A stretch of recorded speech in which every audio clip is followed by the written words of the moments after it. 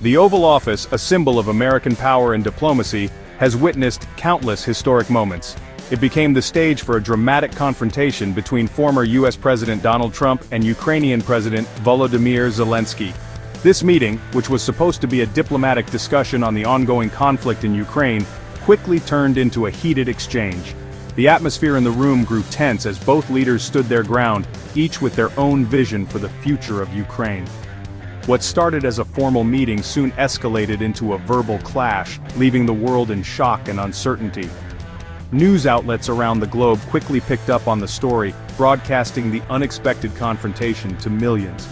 The international community watched closely, concerned about the implications of this high-stakes disagreement. Zelensky, having traveled to Washington seeking increased military aid and a stronger U.S. commitment to Ukraine's defense, found himself at odds with Trump's assertive stance. He had hoped to secure more support in the face of Russian aggression, but the meeting took an unexpected turn. Trump, known for his unconventional approach to foreign policy, reportedly berated Zelensky, questioning his commitment to peace and accusing him of obstructing negotiations. The tension in the room was palpable, as Trump's assertive demeanor clashed with Zelensky's determined resolve. The former U.S. president, never one to shy away from confrontation, made it clear that he expected more from the Ukrainian leader. He pointed fingers and raised his voice, emphasizing his dissatisfaction with the current state of affairs. Trump's accusations were sharp, questioning Zelensky's leadership and his ability to bring about peace. The Ukrainian president, however, stood firm, defending his actions and his country's position. The situation reached a boiling point when Trump, flanked by then Vice President Mike Pence and National Security Advisor John Bolton, reportedly ejected Zelensky from the Oval Office. This unprecedented move sent shockwaves through the international community. Zelensky, visibly frustrated, was escorted out, marking a significant low point in U.S.-Ukraine relations. The abrupt end to the meeting left many questions unanswered, and many diplomats scrambling to understand the full implications. This unprecedented incident sent shockwaves through the international community, raising serious concerns about the future of U.S.-Ukraine relations and the stability of the already volatile region. Global leaders reacted with a mix of surprise and concern, pondering the potential fallout. The confrontation highlighted the deep divisions between the two leaders and their conflicting approaches to the Ukrainian crisis. While Zelensky sought unwavering U.S. support in the face of Russian aggression, Trump appeared more focused on achieving a swift resolution, even if it meant pressuring Ukraine into concessions. The Oval Office blow-up exposed the deep divisions between the two leaders and their conflicting approaches to the Ukrainian crisis. Zelensky, representing a nation under siege, was determined to secure more aid and support, while Trump, ever the dealmaker, was looking for a quick resolution. While Zelensky sought unwavering U.S. support in the face of Russian aggression, Trump appeared more focused on achieving a swift resolution, even if it meant pressuring Ukraine into concessions. The clash between their visions was stark and left a lasting impact on international diplomacy. Trump's approach was seen by many as a departure from traditional U.S. foreign policy, which had typically supported Ukraine in its struggle against Russian aggression. His focus on a swift resolution, even at the cost of Ukrainian concessions, was controversial and widely debated. The meeting in the Oval Office, intended to strengthen ties and find common ground, instead highlighted the deep rift between the two leaders. The diplomatic handshake at the end of the meeting was tense, symbolizing the strained relations and the uncertain future of U.S.-Ukraine diplomacy. In the aftermath of the Oval Office confrontation, Trump launched a series of public criticisms against Zelensky, accusing him of being an obstacle to peace in Ukraine. Trump's rhetoric was sharp and unyielding, painting Zelensky as a stubborn leader unwilling to compromise. Trump argued that Zelensky's insistence on maintaining a hard line against Russia was hindering diplomatic efforts and prolonging the conflict. He suggested that Zelensky's approach was not only ineffective but also detrimental to the prospects of a peaceful resolution. Trump, known for his penchant for deal-making, believed that a quick resolution to the Ukrainian crisis was in the best interest of the United States. He often touted his skills as a negotiator, claiming that he could broker a deal that would bring peace to the region swiftly. He argued that the U.S. was spending too much money and resources on supporting Ukraine, and that Zelensky should be more willing to negotiate with Russia. Trump emphasized the financial burden on American taxpayers, suggesting that the funds could be better spent on domestic issues. Furthermore, Trump accused Zelensky of being beholden to corrupt oligarchic interests in Ukraine, implying that these powerful figures were influencing his decisions. This narrative painted Zelensky as a leader more interested in maintaining the status quo for the benefit of a select few rather than pursuing genuine reform, alleging that the Ukrainian president was more concerned with consolidating his own power than with the well-being of his people. Trump's accusations suggested that Zelensky's actions were driven by personal ambition rather than the national interest. These accusations, while lacking concrete evidence, resonated with some segments of the American public who had grown weary of U.S. involvement in foreign conflicts. The narrative of a foreign leader obstructing peace efforts played into broader sentiments of frustration and fatigue with international engagements.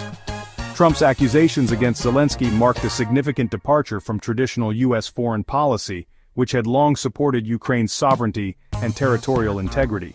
This shift was seen as a potential pivot in the U.S.'s approach to international relations, raising questions about the future of American diplomacy, which had long supported Ukraine's sovereignty and territorial integrity. The U.S. had consistently backed Ukraine in its struggle against Russian aggression, providing military aid and diplomatic support. This shift in rhetoric raised concerns among U.S. allies in Europe, who feared that Trump was abandoning a key partner in the region and emboldening Russia. European leaders worried that a weakened stance on Ukraine could destabilize the region and undermine collective security efforts. As Trump's criticisms of Zelensky intensified, the international community watched closely. Many were concerned about the potential implications of such a powerful figure openly challenging the Ukrainian president, especially given the delicate geopolitical situation in Eastern Europe. European leaders rallied behind the Ukrainian president, recognizing the importance of a united front in the face of external threats. They understood that any division within their ranks could be exploited by adversaries, weakening their collective stance. Offering unwavering support and condemning Trump's actions, the European Union, long a staunch supporter of Ukraine's sovereignty, viewed Trump's stance as a betrayal of transatlantic unity and a threat to European security. The EU's commitment to Ukraine was not just about politics, it was about upholding the principles of democracy and self-determination. British Prime Minister Boris Johnson, a close ally of Zelensky, emerged as a leading voice in Europe's condemnation of Trump's behavior. Johnson's vocal support was crucial, as the UK had always played a significant role in European and global politics. His stance sent a clear message that the UK would not waver in its support for Ukraine. Johnson hosted Zelensky in London for a series of high-profile meetings, including an audience with Queen Elizabeth II, demonstrating Britain's unwavering commitment to Ukraine. These meetings were not just symbolic, they were a testament to the deep-rooted ties between the two nations and their shared vision for a stable and secure Europe. French President Emmanuel Macron also expressed solidarity with Zelensky, emphasizing the importance of maintaining a united front against Russian aggression. Macron's support was pivotal, as France's influence in the EU and its historical ties with Ukraine added weight to his statements. Macron, along with German Chancellor Angela Merkel, worked to coordinate a European response to the crisis, proposing a peace plan that would ensure Ukraine's security and territorial integrity. Their collaboration highlighted the importance of Franco-German leadership in navigating complex international challenges. The European Union, in a show of unity, imposed further sanctions on Russia in response to its continued aggression in Ukraine. These sanctions were carefully crafted to target key sectors of the Russian economy, aiming to exert maximum pressure on the Kremlin while minimizing collateral damage to European businesses. These sanctions, targeting key sectors of the Russian economy, were intended to pressure the Kremlin into changing course and seeking a peaceful resolution to the conflict. The economic impact was significant, with Russian stocks plummeting and the energy sector facing unprecedented challenges. The hope was that sustained economic pressure would lead to a diplomatic breakthrough, ensuring peace and stability in the region. Amidst the escalating tensions between Trump and Zelensky, European leaders took the initiative in seeking a diplomatic solution to the Ukrainian crisis. Recognizing the urgency of the situation and the need to prevent further bloodshed, They embarked on a series of diplomatic efforts aimed at bringing the warring parties to the negotiating table. Leading the charge was French President Emmanuel Macron, who, along with German Chancellor Angela Merkel, proposed a new peace plan for Ukraine.